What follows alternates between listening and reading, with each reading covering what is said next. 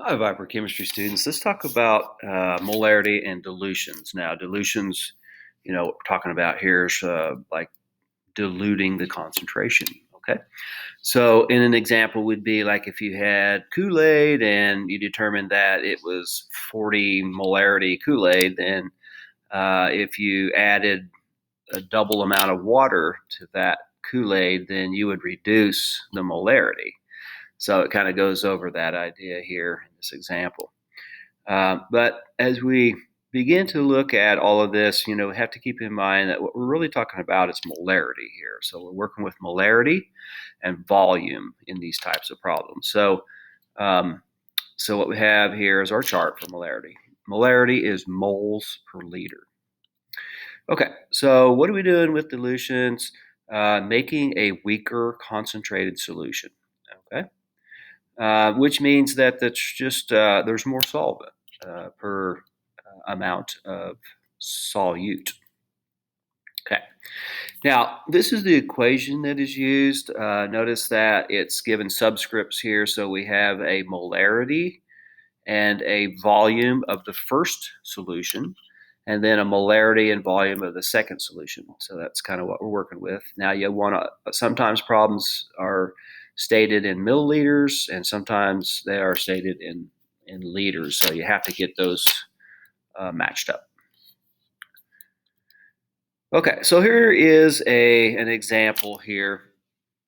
And you can kind of see what's being asked here. What is the new molarity if a solution volume changes? But what you have to notice here is it's given as in the first volume 340 milliliters, and in the second volume it's back to liters. So those you're going to have to match up.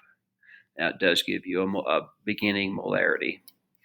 So notice that in the problem, what we have to do is convert our second volume to milliliters so that it matches up the first volume in milliliters. You have to have the same units when you do those. Now it's just a matter of setting it up, transposing the equation to solve for the second molarity. And so we've got the molarity 1 times the volume 1 divided by the volume 2. And we're solving for the molarity 2. And when we plug all those things in, you can get an answer there.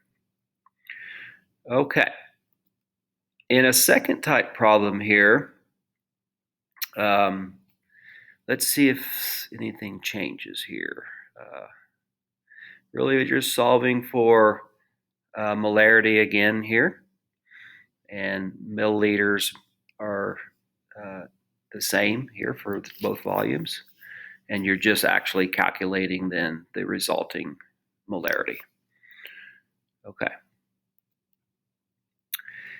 Now, here's where things change a little bit. And you kind of have to, when you read these problems, you're going to have to use some critical thinking and make sure you focus on what it is they're asking in the problem. So in this case, it's asking what volume of water would you add to 2 liters of a 5.75 molar solution of hydrochloric acid to make it a 1 molar.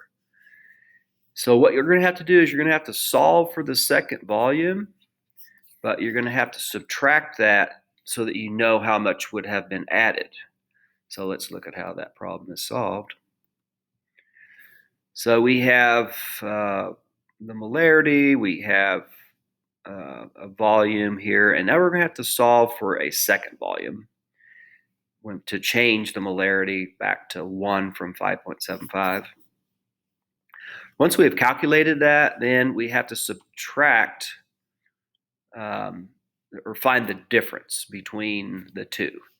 So we have a volume 2, we have a 2.0 would be the volume 1, and we have 11.5 as the volume 2, so we got to find the difference.